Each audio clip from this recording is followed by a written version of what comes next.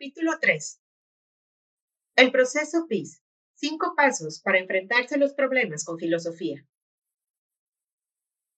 Vacuo será el razonamiento del filósofo que no alivia ningún sufrimiento humano. Epicuro. El problema filosófico es ser consciente del desorden que reina entre los conceptos y puede resolverse poniéndolos en orden. Ludwig Wittgenstein.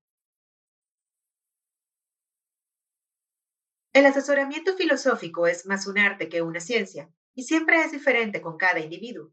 Tal como la terapia psicológica se presenta de infinitas maneras distintas, el asesoramiento filosófico tiene como mínimo tantas variantes como consejeros que lo practiquen.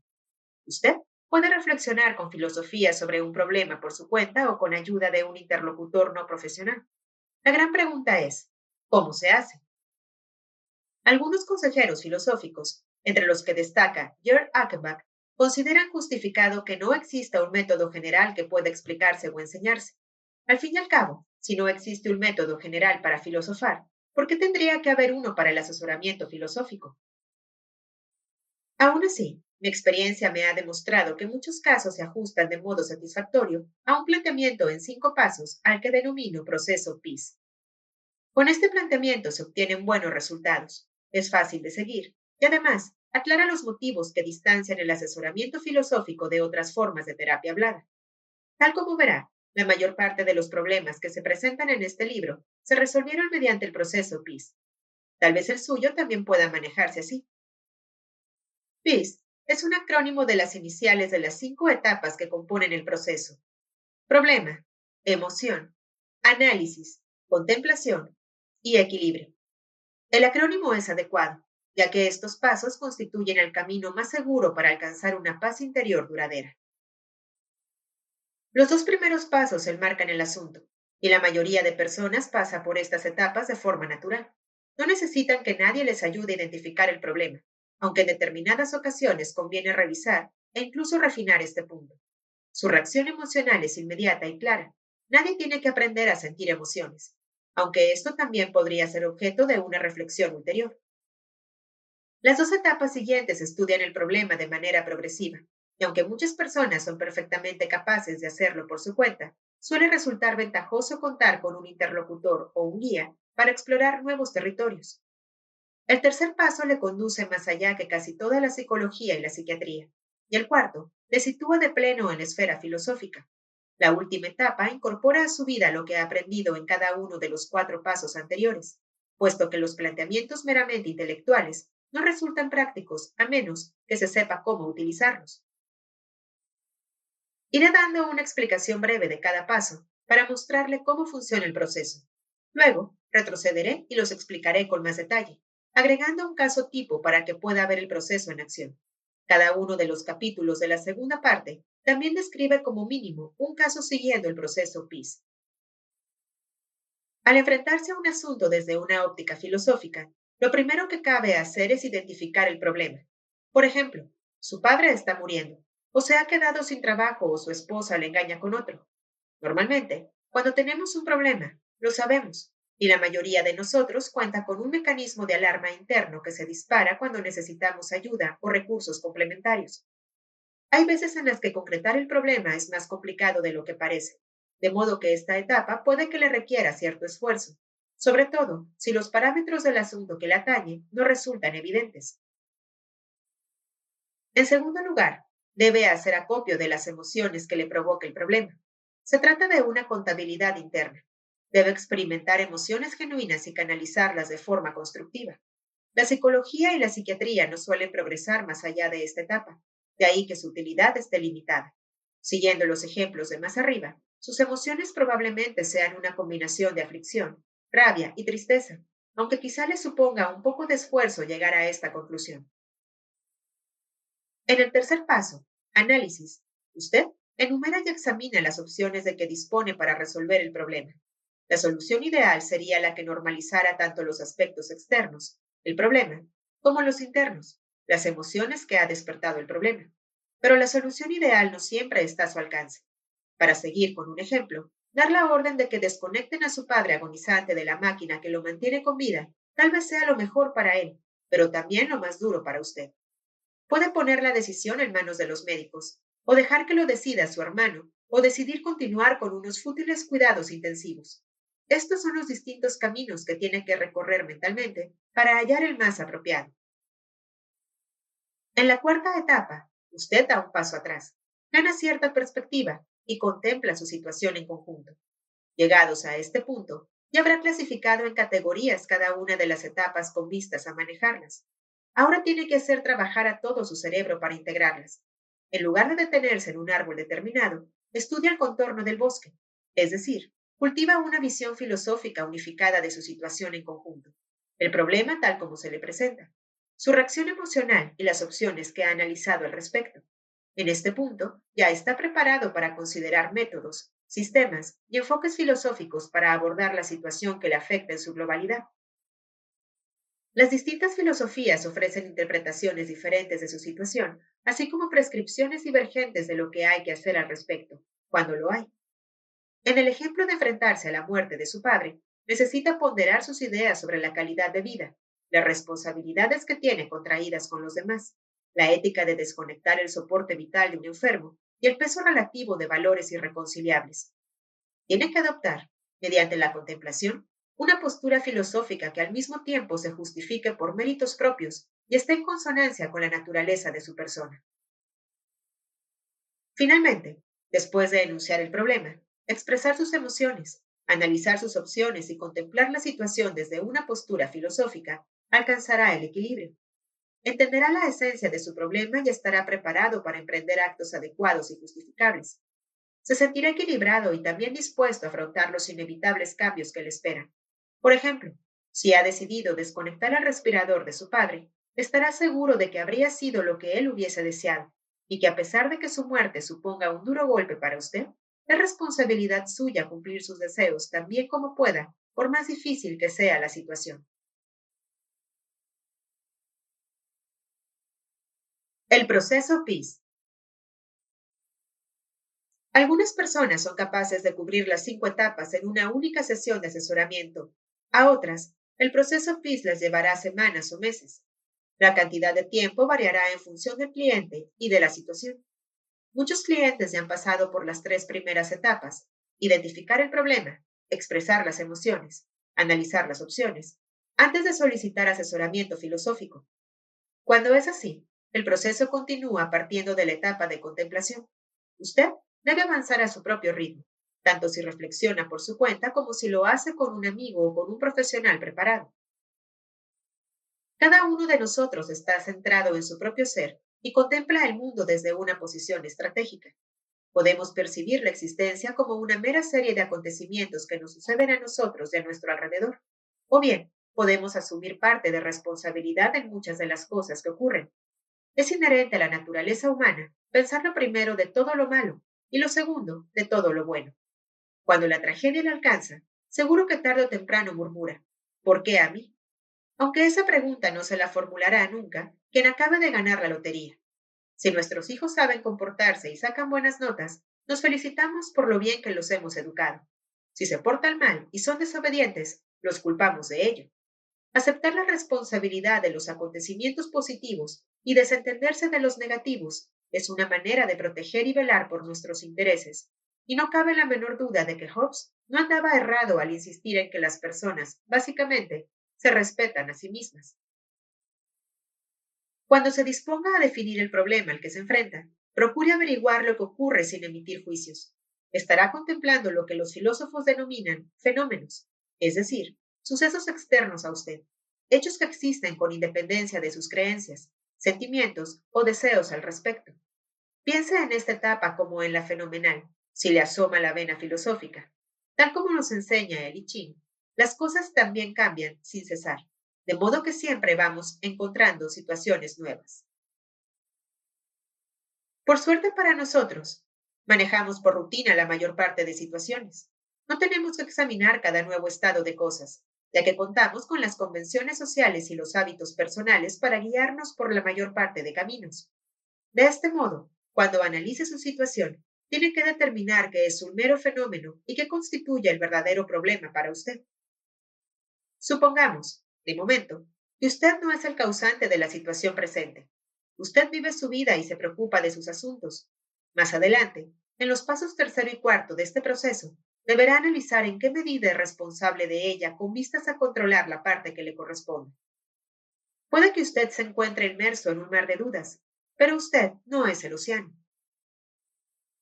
Cada vez que tropieza con algo que se sale de lo corriente, algo para lo que no dispone de una reacción prevista, experimenta una respuesta emocional.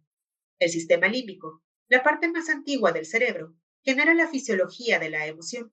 Respuestas automáticas, hablando técnicamente, autónomas, a los estímulos. No obstante, la experiencia de la emoción tiene lugar en una parte superior del cerebro, donde sus respuestas fisiológicas son interpretadas y etiquetadas. Se trata de una calle de sentido único. Esta separación garantiza que usted no pueda controlar una emoción por el mero hecho de reconocerla, aspecto que pasan por alto muchos psicólogos y psiquiatras que centran su trabajo en hacer precisamente eso. Entender que está enfadado no alterará la respuesta de su cuerpo al enfadarse. Por ejemplo, el incremento del ritmo cardíaco, secreción de adrenalina.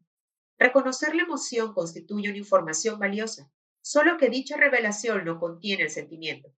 Una vez que ha tenido el sentimiento y lo ha identificado, la tercera parte de este paso consiste en expresarlo de la forma adecuada. El hecho de expresarlo tampoco pondrá punto final al sentimiento, dato del que también deberían tomar nota los psicólogos y psiquiatras. Pero expresarlo de un modo inapropiado probablemente empeorará su situación. Mediante el análisis, usted emprende el proceso de resolver su problema haciendo inventario de las opciones de que dispone. Puede que usted se diga, bueno, tengo este problema que me hace desgraciado. ¿Qué puedo hacer al respecto? La forma más corriente de generar alternativas es por analogía. Si lo que le ocurre ya lo ha experimentado y resuelto con anterioridad, sabe muy bien qué debe hacer y qué no debe de hacer, en función de cómo procediera en una ocasión anterior. También puede meditar sobre lo que le sucedió a su mejor amigo, o sobre lo que ha visto en una película o sobre lo que lea en este libro. Hallar puntos en común con otras situaciones, crear una analogía, es un método muy fructífero para comprender las dificultades que le abruman. Quizá no cambie sus sentimientos acerca del problema, pero puede ayudarle a comprender mejor cómo o por qué está sucediendo y contribuir a que usted genere las reacciones posibles. Las terapias psicológicas no van más allá del análisis, si es que llegan a ir tan lejos. La mayoría no lo hace, se atasca en una interminable validación de emociones.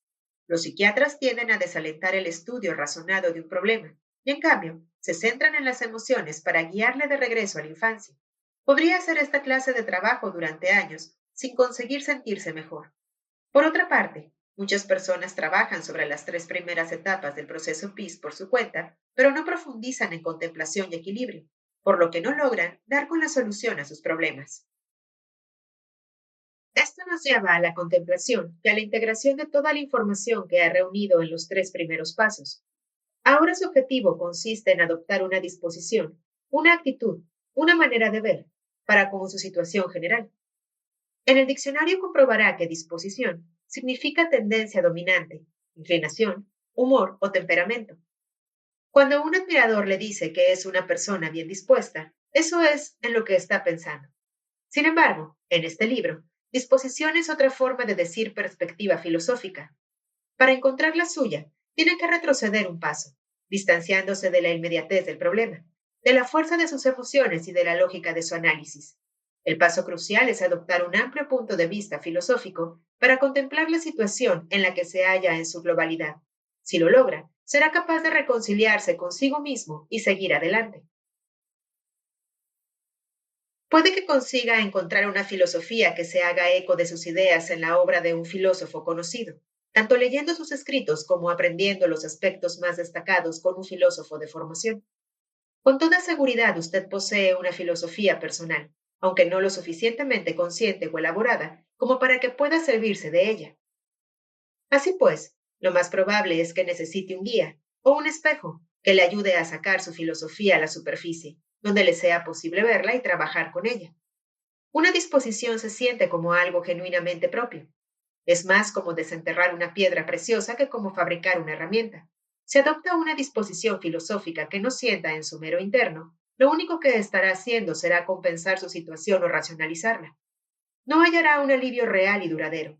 Puede que incluso descubra que la disposición adoptada en realidad empeora el problema y que si elige otra subida puede cambiar. Este tipo de cambio es hermoso, como la metamorfosis de una crisálida en mariposa. Todo cambia, y la clave para sacar el mejor provecho del cambio es su disposición.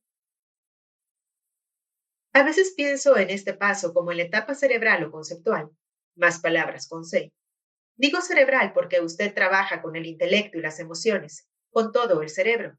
Y es preciso que usted conciba cómo encajan todas las partes, todos los elementos de su situación, todos los elementos de su mundo, todos los elementos de su filosofía.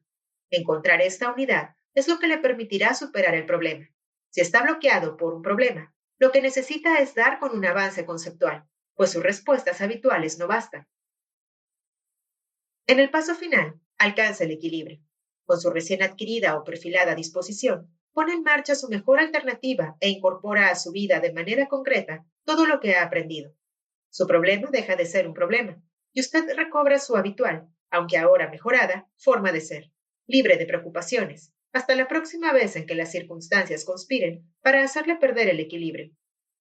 Siempre hay un cierto tambaleo. Nadie mantiene una estabilidad permanente.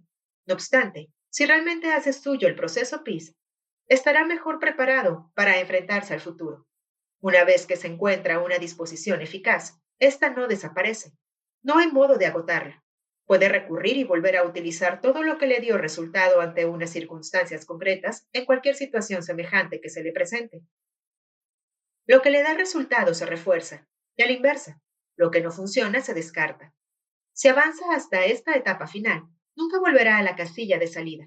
Su vida se enriquecerá, incluso tras las más desoladoras de las tragedias, si es capaz de aprender sobre sí mismo, manejando su experiencia y alcanzando el equilibrio. A veces llamo esencial, otra palabra con él, a este último paso, pues para cuando usted llegue a él, habrá comprendido la esencia de su situación. Habrá descubierto no solo la esencia de su problema, sino también algo esencial para usted.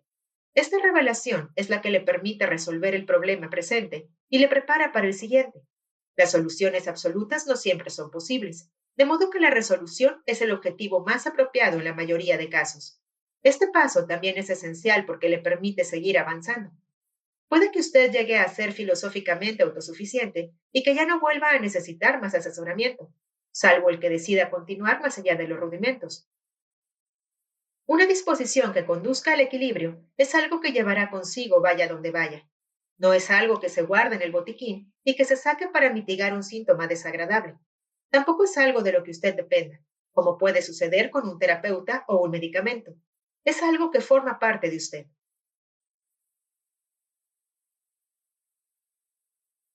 ¿Qué tienen en común Pablo Casals y Mark Twain?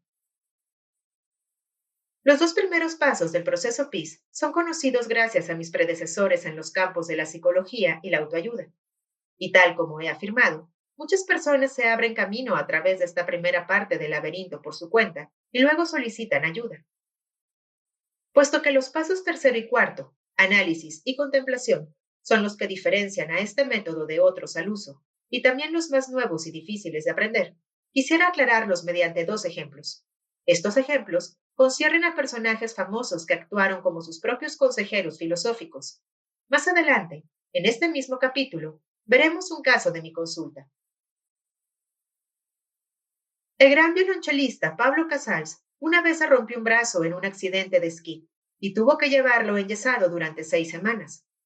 El problema al que se enfrentaba estaba bien claro. Llevar el brazo enyesado causaba estragos en su agenda e interrumpía su carrera. Su reacción emocional probablemente fuese una mezcla de frustración, ansiedad, anonadamiento, depresión y miedo.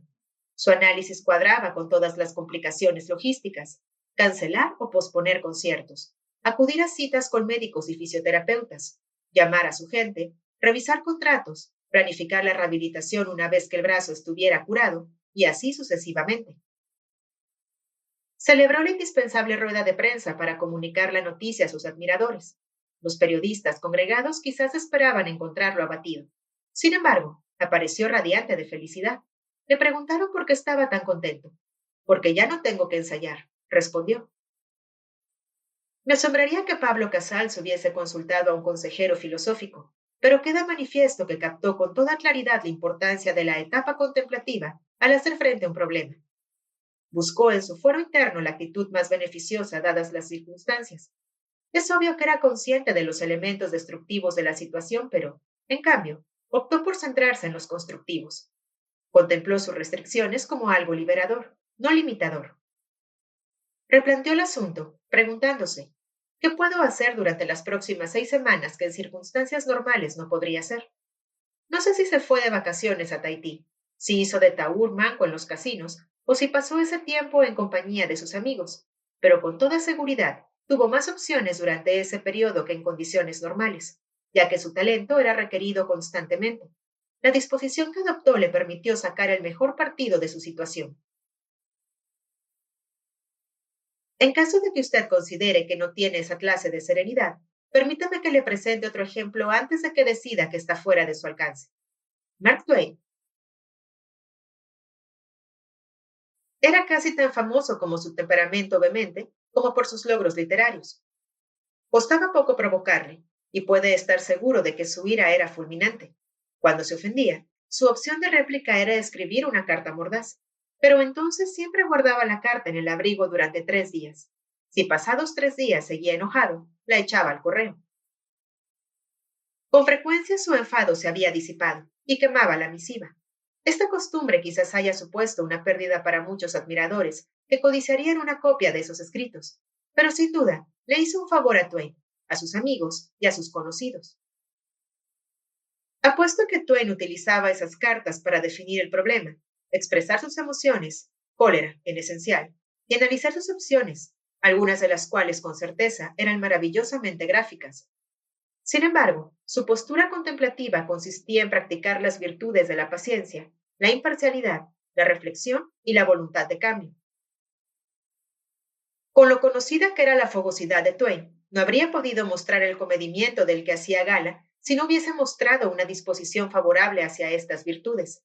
Tanto si enviaba la carta por correo como si no, utilizaba ambas cosas, la carta y la tregua de 3 días, para recobrar el equilibrio. Aunque dudo que fuera consciente de ello, Twain se hacía eco de la idea china, según la cual la mejor forma de proceder es la que le deja a uno libre de culpa y remordimientos. Al aguardar 3 días antes de decidir con más serenidad lo que debía hacer con la carta, podía estar seguro de encontrar ese camino. Puesto que nadie nos ha confiado en secreto el trabajo mental que realizaron Casals o Twain con relación a estos asuntos, desconocemos con cuánta facilidad o dificultad descubrieron sus disposiciones respectivas, ni cuánto trabajo les llevó el ponerlas en práctica. No caiga en el error de dar por supuesto que no hallaron ningún obstáculo en su camino, solo porque la crónica de estos hechos no nos hable de sangre, sudor y lágrimas. Las personas que desean realizar un esfuerzo para filosofar sobre cualquier cosa a la que se enfrenten pueden encontrar disposiciones provechosas y alcanzar cierto grado de equilibrio. No se trata forzosamente de un remedio rápido, aunque puedo asegurarle que llevar a cabo el trabajo y obtener el resultado es mejor que todas las demás alternativas. Cólera, culpa, escapismo, dependencia, hacerse la víctima, martirio, pleitos y la teletienda, puestas juntas. Vincent. Vincent disfrutaba del éxito de su carrera como escritor profesional. Había decorado su rincón de la oficina con los típicos recuerdos, fotografías y demás. También había colgado una reproducción de un famoso cuadro de Gauguin que representaba a unas mujeres tahitianas semidesnudas en la playa. Una de las colegas de Vincent informó a su supervisor de que el cuadro la ofendía y exigió que fuese retirado. Cumpliendo con la normativa de la empresa sobre acoso sexual, el supervisor llamó a Vincent a su despacho y le ordenó que retirara el cuadro. Vincent opuso objeciones, pero no tenía alternativa. O descolgaba la obra de arte o renunciaba a su empleo. Tras ponderar estas dos opciones, eligió el mal menor y decidió retirar la obra de arte. Al fin y al cabo, es más fácil encontrar otro cuadro que un nuevo empleo. Vincent optó por lo práctico. Lo que no se esperaba era la cólera, el ultraje y la sensación de haber traicionado sus principios que sintió después de descolgar el cuadro para conservar el empleo. A medida que vayamos estudiando este caso mediante el proceso PIS, verá claramente la diferencia entre el asesoramiento filosófico y el psicológico. Muchos psicólogos que asisten a mis conferencias sobre asesoramiento filosófico salen a mi encuentro al finalizar la charla y me dicen, ¿sabe una cosa? Hago exactamente lo mismo que usted. En realidad, no hacen lo mismo ni por asomo, y a menudo me sirvo de este caso para hacérselo comprender. Explico a los psicólogos lo mismo que acabo de explicarle a usted sobre Vincent y les pregunto cómo procederían. Sin excepción, se centran estrictamente en sus emociones, cólera, ultraje, traición, y me cuentan la gran cantidad de trabajo que realizarían en esas áreas. En mi opinión, eso sería una pérdida de tiempo, por no decir de dinero.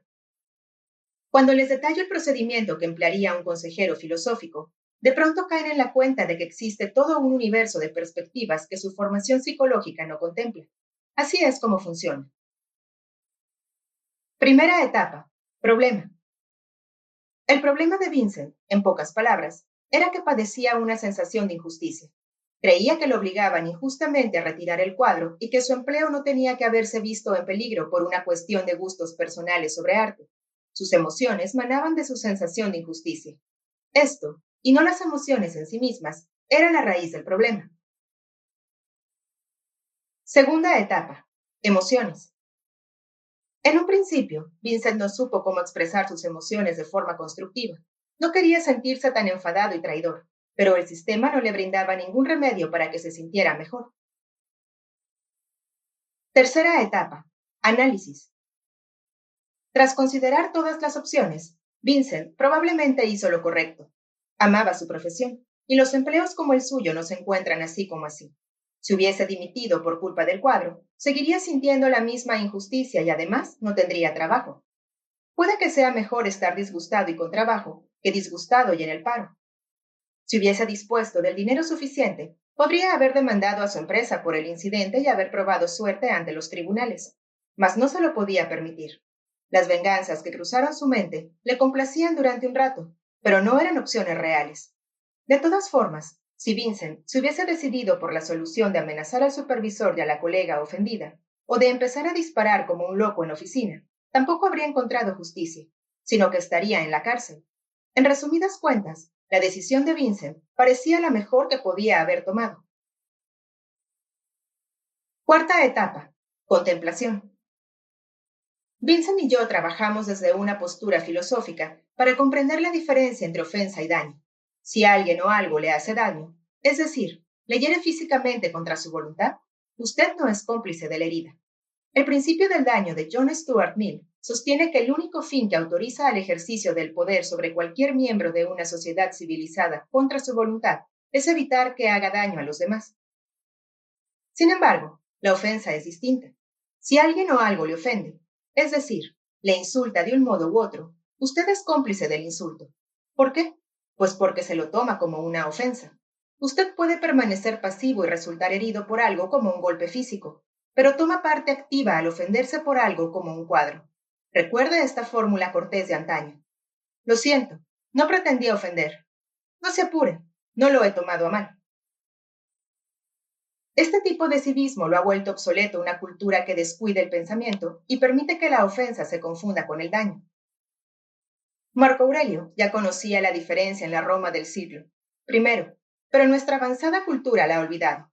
En la actualidad, las personas se ofenden, luego acusan a los demás de hacerles daño, y el sistema la respalda con políticas que restringen las libertades individuales. Peor aún, el sistema consolida esta confusión recompensando económicamente a las personas que se ofenden. No es de extrañar que todo el mundo ande con pies de plomo o subiéndose por las paredes. Elimina tu opinión y eliminarás la queja. Me han ofendido. Elimina la queja. Me han ofendido. Y la ofensa ha desaparecido. Marco Aurelio. La distinción entre daño y ofensa supuso el primer avance contemplativo de Vincent. El segundo se produjo al darse cuenta de que esta clase de injusticia era inherente al sistema y que no iba dirigida personalmente contra él. La acusadora y el supervisor solo eran peones de un juego que ni siquiera ellos comprendían. De tan absurdo, resultaba casi divertido, pues tampoco era que Vincent hubiese colgado en la pared el desplegable del último Playboy, que algunos también considerarán arte, aunque es claramente más provocativo que la reproducción de un cuadro de valor incalculable. Las personas que buscan motivos para ofenderse siempre los hallarán. pero son ellas quienes tienen un problema. Y su problema es que necesitan ofenderse. Sin darse cuenta, Vincent satisfizo la necesidad de su colega. Vincent no tenía por qué creer que su situación era injusta, ya que él sí que había sido ofendido, aunque no herido, por el sistema. En sus manos estaba el negarse a ofenderse por la intolerancia del sistema, y así decidió hacerlo. Pues Vincent ya contaba con una disposición filosófica que lo inmunizaba contra la injusticia y permitía que sus emociones negativas se disiparan. Quinta etapa. Equilibrio. Vincent volvió al trabajo sin guardar rencor a su colega ni a su supervisor. Tenía cosas mejores que hacer que invertir emoción en sus gustos artísticos. Tenía toda una carrera profesional por delante. Para consolidar el proceso, recomendé a Vincent que hiciera una lista de los 10 cuadros que más le gustaría colgar en la pared, que se los mostrara a su colega y que le pidiera que eligiera uno que no la ofendiera. Así, todos estarían contentos con la decoración de su rincón. El proceso Peace de Vincent se desarrolló en una sola sesión. En ningún momento hablamos de su infancia, de sus fantasías sexuales, de sus sueños ni de su complejo de Edipo, como tampoco de recetarle un medicamento que mejorara su estado de ánimo. Moraleja: la psicología y la psiquiatría no tienen nada que decir acerca de la injusticia. Si lo que usted quiere es resolver un problema filosófico, solicite ayuda filosófica.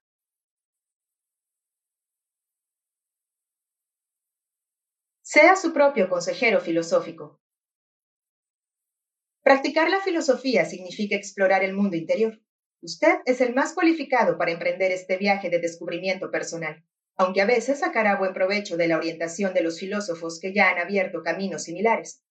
Los filósofos casi siempre trabajan solos en el sentido de que los humanos suelen pensar con más claridad sin compañía. Sin embargo, los filósofos casi nunca trabajan solos en el sentido de que nuestros pensamientos están informados por revelaciones trascendentes, fruto de 2500 años de tradiciones filosóficas diversas. Los consejeros filosóficos somos como las Celestinas. Ayudamos a nuestros clientes a encontrar una interpretación filosófica de sí mismos y de las situaciones que enfrentan que les permita prosperar durante toda la vida. Usted puede ayudarse filosóficamente, aunque no sepa distinguir a Aristóteles del Zen. Siga los pasos del proceso PIS. Adopte lo que les parezca significativo del próximo capítulo y de las distintas ideas filosóficas que figuran en la segunda parte y que se subrayan en el apéndice A. Los casos reales que aparecen a lo largo del libro proporcionan ejemplos de cómo aclarar los asuntos que le preocupan, valiéndose de la sabiduría de todos los tiempos. Con tales armas, será capaz de alcanzar el equilibrio por su cuenta en un notable número de situaciones. Recuerda que no todos los problemas tienen una solución inmediata. Las grandes exploraciones suelen requerir mucho tiempo y esfuerzo. Si no logra superar un paso determinado del proceso, tal vez necesite ayuda para pasar al siguiente. Hay personas que se atascan en el primer paso, puesto que son incapaces de identificar con facilidad la naturaleza del problema al que se enfrentan.